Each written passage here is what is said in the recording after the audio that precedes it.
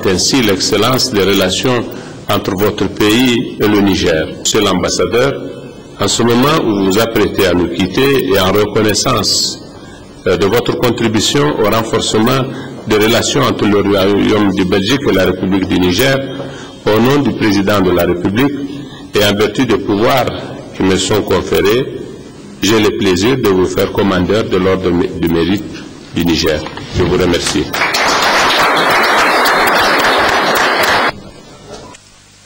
Monsieur le ministre, c'est un honneur de recevoir cette déclaration et je tiens d'abord à remercier Monsieur le Président de la République pour justement cet honneur dont il a fait preuve à mon égard. Je désire également remercier les membres du gouvernement, les collègues ambassadeurs et les représentants des institutions internationales, les collègues du ministère des Affaires étrangères nigérien, tout ça pour l'excellence de la coopération, la disponibilité et l'amabilité lors de mes différents séjours ici à Niamey. J'ai été profondément touché, comme je viens de le dire, de l'accueil et chaque fois que l'on venait, vous trouviez le temps, tous autant que vous êtes, de me rencontrer pour moi qui viens de loin, m'expliquer comment fonctionne le Niger, m'expliquer la situation du jour et parfois même répéter ce que vous m'aviez déjà dit la fois précédente. Je vous remercie pour votre patience et votre disponibilité. Vous savez, pour un ambassadeur, l'objectif est bien entendu de maintenir et d'améliorer les relations bilatérales. Alors, Monsieur le ministre d'État, recevoir une décoration de la part du pays hôte, lorsqu'on est en charge justement de l'amélioration de ces relations bilatérales, c'est un honneur incommensurable. Autre cérémonie de décoration avec la ministre de l'Éducation et de la promotion de langue nationale qui a décerné hier soir un témoignage officiel de satisfaction au directeur sortant de l'Agence française de développement AFD pour les multiples efforts consentis en faveur du secteur de l'éducation au Niger. C'était lors d'un cocktail de revoir organisé au lendemain de l'aboutissement du processus d'élaboration du programme sectoriel d'éducation et de formation PSF. Gérard Abdelaziz et Souf Samel. C'est par un témoignage officiel de satisfaction que la ministre de l'Éducation nationale, de l'alphabétisation et de la promotion des langues nationales, Madame Ali Mariam Alhaji Ibrahim, a dit au revoir hier soir à l'hôtel Gawai au directeur sortant de l'Agence française de développement AFD, Gianni Sartena. Il faut dire que sous la houlette de l'intéressé à partir de 2011, l'AFD va redoubler d'efforts en faveur du secteur de l'éducation de base. Il me plaît de rappeler ici que votre ferme engagement de voir notre pays consommer le maximum de ressources sur le programme PADEN nous a permis d'obtenir la restructuration de la composante appui budgétaire de ce programme, ce qui a permis à l'État du Niger de récupérer environ 2,7 milliards de francs CFA du concours de l'AFD au fonds commun qui était annulé. Je me dois de rappeler l'inscription au budget national un 31 décembre 2011 de cet appui budgétaire par l'AFD pour permettre au ministère de l'Éducation de prendre en charge les activités prévues sur le fonds commun au moment où d'autres partenaires se sont retirés. Cette inscription nous a permis d'acquérir 14 véhicules 4x4, 32 motos et doter des milliers d'élèves en fournitures, en table-banc et d'assurer la formation des 34 agents du ministère. En effet, depuis que vous êtes arrivé aux commandes de cette institution, vous n'avez cessé de multiplier des initiatives louables pour améliorer les conditions d'apprentissage dans nos écoles et le pilotage de notre système éducatif. L'une des plus importantes et qui sera à jamais gravée dans l'histoire de notre département ministériel, c'est l'appui à l'acquisition de 3 085 500 manuels et guides pour un coût global de 1 482 millions de francs CFA, à un moment où le ratio livre-élève est de 1 pour 5 dans nos établissements. Cette acquisition constitue ainsi une grande bouffée d'oxygène pour les élèves, les enseignants et les parents d'élèves et une source de satisfaction pour mon département ministériel, car elle contribuera sans nul doute à l'amélioration de la qualité de l'éducation, l'un des défis majeurs de notre système éducatif. À ces appuis viennent s'ajouter l'aide budgétaire de 4,5 milliards pour la construction de 500 salles de classe et la contribution combien importante de l'AFD dans le processus d'élaboration du programme sectoriel de l'éducation et de la formation et l'annonce de 15 millions de dollars. Très ému et modeste, le récipiendaire a mis ces importantes réalisations citées par la ministre à l'actif de la franche collaboration qui prévaut entre le ministère en charge de l'éducation nationale, l'AFD et les autres partenaires techniques et financiers du secteur éducatif nigérien. Si je devais utiliser un terme révélateur de l'état d'esprit qui a sans cesse animé la charge qui m'incombait, je choisirais le terme de collaboration. Car c'est ainsi que j'ai toujours abordé le dialogue entre nos institutions ainsi qu'au sein des partenaires techniques et financiers qui vous soutiennent. Pour ce qui est de la valeur cardinale, sans hésiter, le respect, le mot respect, valeur grâce à laquelle nous pouvons faire des petits et grands pas avec tout ce qui nous différencie et en exploitant tout ce qui nous différencie, Madame la Ministre.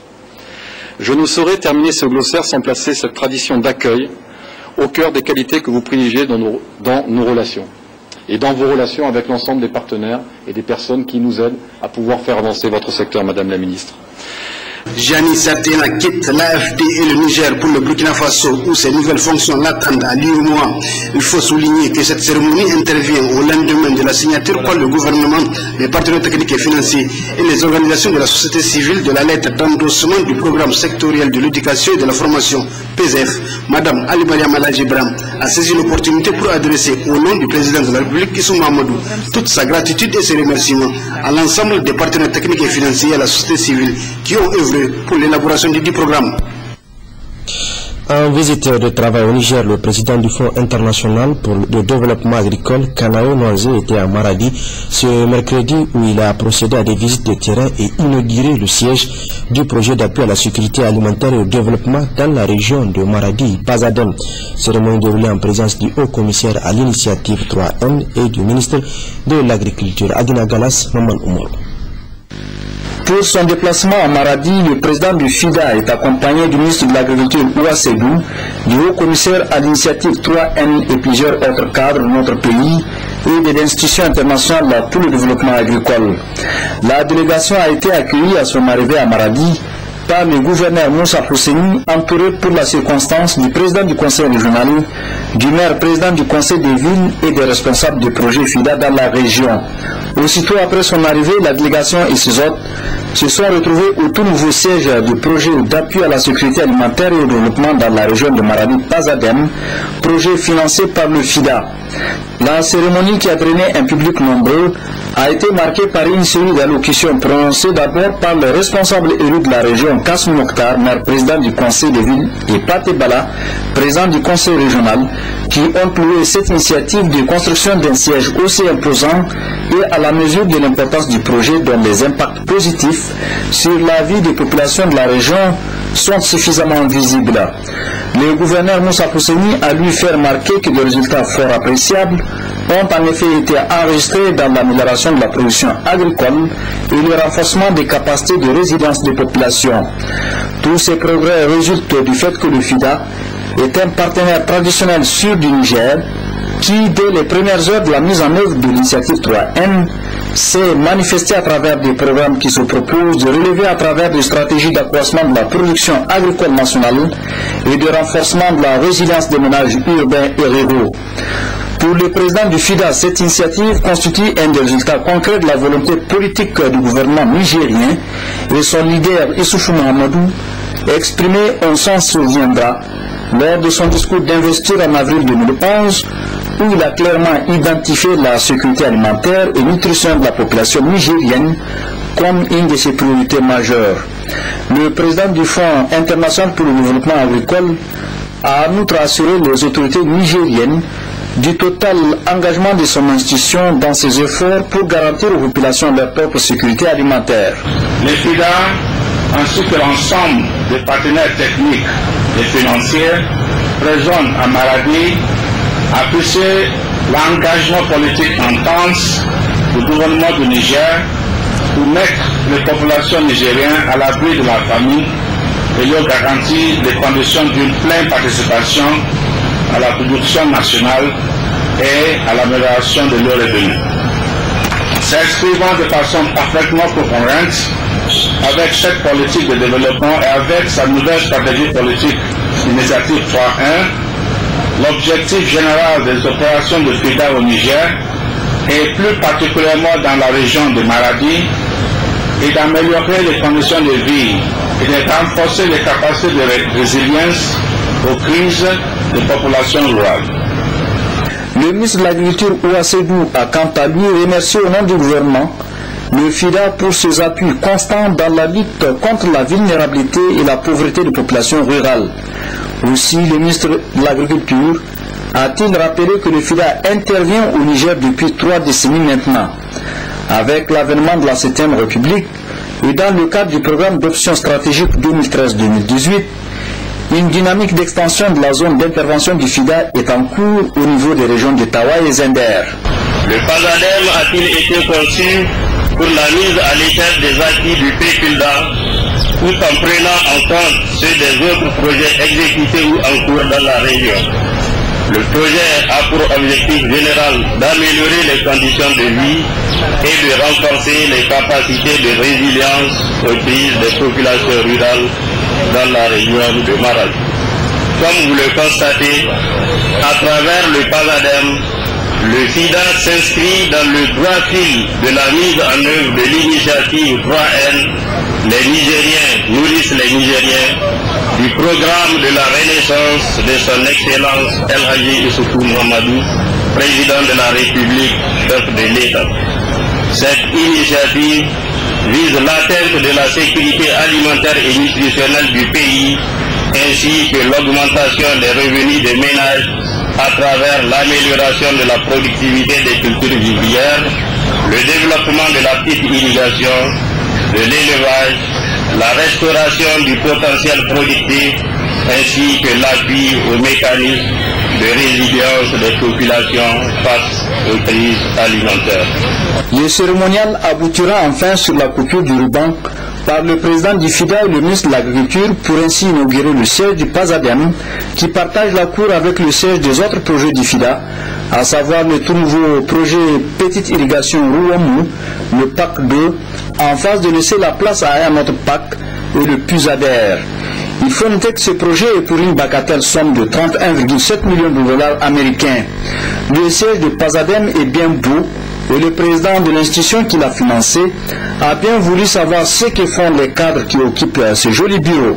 C'est pourquoi il a voulu se rendre sur le terrain avant de présider une rencontre avec le staff de l'ensemble des projets FIDA. Restons avec Kanoye Nanzé, président du Fonds international de développement agricole FIDA, qui a effectué une visite au centre sahélien Ikrizat de Sadore, un centre qu'il a vu naître et dirigé dans sa mission principale de recherche agricole. C'est Ibrahim Soumela et Mahmoud Adamou. Une visite au goût de retrouvailles. Une retrouvaille de plus de 30 ans que les responsables actuels du centre sahélien Ikrizat tentent d'immortaliser ici. La signification de Baobab est très importante en Afrique et donc pour ça l'éternité, et nous espérons que ça va rester ici. Voilà.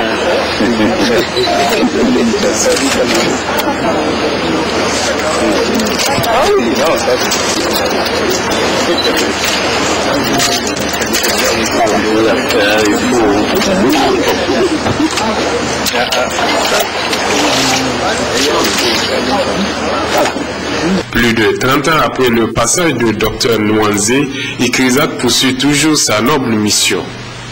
Monsieur le Président, depuis 1985 à nos jours, les chercheurs de l'Ikrizat et leurs partenaires ont poursuivi et consolidé les fondations que vous avez posées. Les évolutions récentes qui nous ont donné des résultats importants sont les fruits de notre plan stratégique à l'horizon 2000 qui promeut le développement inclusif orienté vers les marchés pour les petits producteurs d'Asie et d'Afrique subsaharienne. Un tour dans les différents compartiments de l'ECRISAT, l'ancien combattant du centre, comme il aime à s'appeler, est rassuré que Sadoré n'a rien perdu de ses privilèges.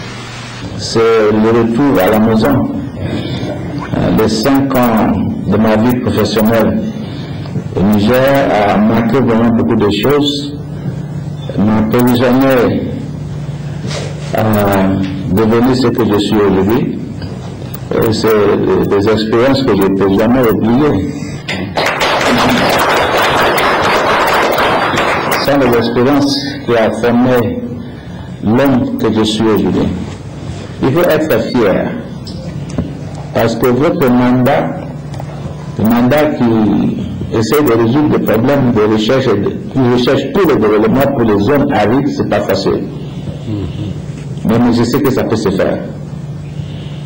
Et nous travaillons collaborativement avec des partenaires, mais surtout les premiers partenaires de la recherche pour le développement, ce sont les paysans. Et ce n'est pas tous les résultats disons, comment dire en anglais, cutting edge science, la biotechnologie, etc., qui peut sauver le monde. Il y a des technologies que nous avons dans les tiroirs, qu'on n'a jamais disséminées. Il suffit de les adapter au niveau paysan, sur le terrain.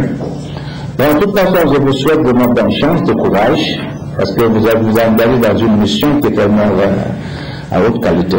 Dans ses valises de retour à Rome, Dr Kanayo Ouanze emporterait entre autres présents un portrait qui date des années 80, époque de son directorat à la tête du centre sahélien d'ECRISAT de Sadoré. Toujours dans le cadre de cette visite, le président du FIDA a animé à son retour à Niamey un point de presse conjoint avec le ministre d'État, ministre du Plan, en présence également du ministre de l'Agriculture et le commissaire à l'initiative 3N. Dr Kanayo Ouanze a fait le bilan de son séjour dans notre pays. Retrouvez Sénou Soumela Ibrahim et Mahmoud Adamou. Pour ce point de presse conjoint, FIDA gouvernement du Niger à travers les personnes du président du FIDA d'une part et les ministres du Plan, celui de l'Agriculture et le haut commissaire à l'initiative 3N représentant la partie gouvernementale d'autre part. L'honneur était au ministre d'État de camper le décor. Pour le ministre Cissé, ce séjour de 4 jours au Niger du président du FIDA leur a permis de faire le point sur la coopération Niger-FIDA et de voir les nouvelles perspectives. Des perspectives dans lesquelles l'organisation s'engage à accompagner le Niger à hauteur de 100 milliards de francs CFA dans le cadre du PDES 2012-2015, notamment au niveau de l'axe numéro 3 de l'initiative 3N. Dans leur adresse préliminaire, le ministre de l'Agriculture et le haut commissaire ont confirmé les dires du ministre d'État par rapport à l'exemplarité de la coopération entre le Niger et le FIDA et surtout de la valeur ajoutée apportée par ce déplacement du président de l'institution au Niger. Dr Ouanze s'est longuement prononcé sur les politiques agricoles nigériennes. Sur le terrain, hier, à l'ECRISAT Sadoré, l'université de Abdou-Mouni, ce matin, me rencontre avec les autorités, les décideurs politiques du pays. J'ai retenu la confirmation que les plus hautes autorités du Niger sont engagées de cette transformation. Le peuple, le petit producteur dans les zones de maladie qu'on a visité, avec qui on a eu des dialogues, veut en sortir aussi de la pauvreté. Alors, nous avons des acteurs à plus haut niveau, nous avons des acteurs à plus bas niveau qui sont prêts. Or, il y a une gap. Je crois que c'est là où les institutions comme le FIDA et les autres partenaires de développement peuvent aider. Mais pas décider, mais aider. Alors, pour soutenir les efforts du gouvernement nigérien en matière de sécurité alimentaire et de développement rural, depuis 1980 à ce jour, le FIDA a appuyé la mise en œuvre de 11 programmes et projets de développement rural au Niger pour un coût total de 388,2 millions de dollars américains, dont 188,8 millions provient de FIDA. À travers les questions-réponses avec les confrères, plusieurs autres sujets ont été touchés du doigt avec la conclusion du conférencier qui retient qu'au regard de ce qu'il a vu et entendu des autorités nigériennes, l'espoir de voir les Nigériens nourrir les Nigériens est de mise, ce que conforte la récente distinction faite au Niger par la FAO pour avoir atteint l'objectif numéro 1 des OMD avant terme. La gouverneure de la région de Niamey était face à la presse ce matin. Madame Kane Aïchatou Boulama a présenté les dispositions prises cette année par son cabinet pour faire face à la situation récurrente d'inondation due à la montée des eaux et le débordement du fleuve Niger. C'est le document du cadre général de protection et de prévention contre ce phénomène qui a été dévoilé. Issaka Djouari et Bachir Rabou. Nous sommes en saison de pluie et ces images nous rappellent le sinistre qu'a connu la région de Niamey en 2012. Mieux vaut prévenir que guérir. Madame la gouverneure de Niamey a décidé de réagir tôt pour contrer les éventuelles inondations à venir. Partant de ce constat, et surtout partant des leçons que nous avons tirées des inondations de 2012, deux inondations en 2012, en août 2012, et en décembre 2012. Donc en tirant les leçons de tout ça, nous nous sommes dit, nous n'allons pas rester les bras croisés pour qu'en 2013, d'autres inondations nous surprennent. Nous n'avons plus le droit d'être surpris. Nous avons le devoir de protéger les populations, nous avons le devoir de prévenir d'autres inondations. C'est dans ce cadre que nous avons préparé tous ensemble. Quand je dis tous ensemble, toute la région de Niamey, toute la ville de Niamey. Et quand je dis la ville de Niamey est composée de 5 arrondissements communaux. Donc tout le monde, en bonne intelligence, en bonne collaboration, nous avons préparé un document que nous appelons cadre général de prévention et de protection contre les inondations. Ce document fait le point de la situation actuelle et annonce les activités urgentes à mener. Parmi les 28 activités annoncées ou programmées, on peut citer les plus imminentes, notamment la réalisation d'une cartographie des risques, le prépositionnement des stocks d'urgence, la recherche des financements et la mise en œuvre du programme d'urgence de prévention des inondations. Avec cette urbanisation accélérée de Niamey, il y a eu des constructions qui ont été faites là où elles ne devraient pas être faites.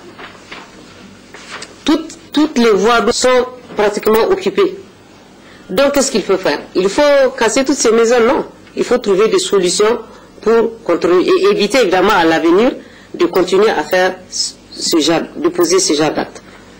Donc là où il faut curer les caniveaux, ils vont les curer. Là où il faut rehausser les parois des caniveaux, il faut les rehausser parce que le réseau des collecteurs aussi va être revu pour qu'ils répondent à la demande. Ça, c'est l'aspect amélioration du réseau d'assainissement. Il y a maintenant l'aménagement de l'espace habité. L'aménagement de l'espace habité, c'est par exemple le cas de Kirkisoy. Si vous prenez le cas de Kirkisoy. Aujourd'hui, les eaux de l'année dernière sont encore à Kirkisoy. Si on ne fait pas attention, les eaux de cette année vont venir trouver les eaux de l'année dernière. Et Kirkisoy sera de nouveau inondé.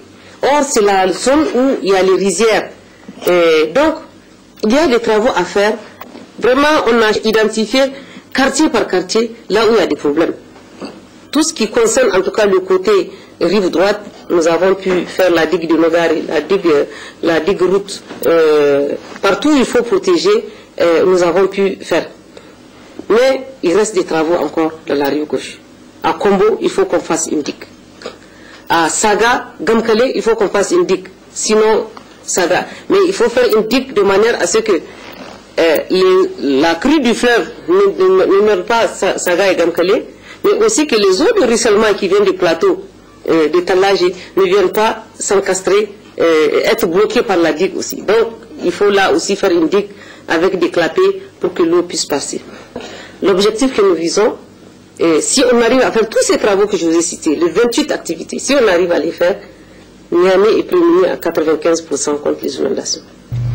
Madame Kane Achatou Boulama a plaidé pour une communication de proximité et souhaite que le cadre soit participatif où les populations, les partenaires techniques et financiers, l'État, le gouvernorat s'impliqueront davantage. Les préparatifs de la fête du 3 août, communément appelée fête de l'arbre, se poursuivent comme prévu du côté du comité chargé à l'organisation de la dite fête. Tout est fin prêt pour le jour J.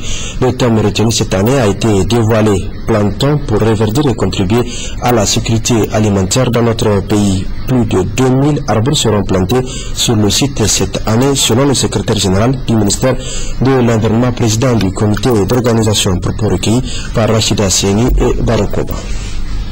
Cette année, l'édition 2013 de la fête de l'arbre aura lieu sur l'artère qui va de la route depuis la Dérive à la cité de la Renaissance. Cette zone qu'on a choisie cette année pour qu'on puisse contribuer vraiment à ce qu'on appelle le programme Niamey Niala. Vous savez qu'il y a une splendide cité qui est en construction dans cette zone-là. Et nous voulons apporter notre pierre à l'édifice de la construction de Niamey Niala. Tout ce qui est compartiment organisationnel, les acteurs sont appelés. Maintenant, il y a une activité un peu particulière qui est le concours. Là, on a envoyé toutes les missions dans les 8 régions du pays pour aller voir des sites qui sont aménagés soit par des particuliers, soit à travers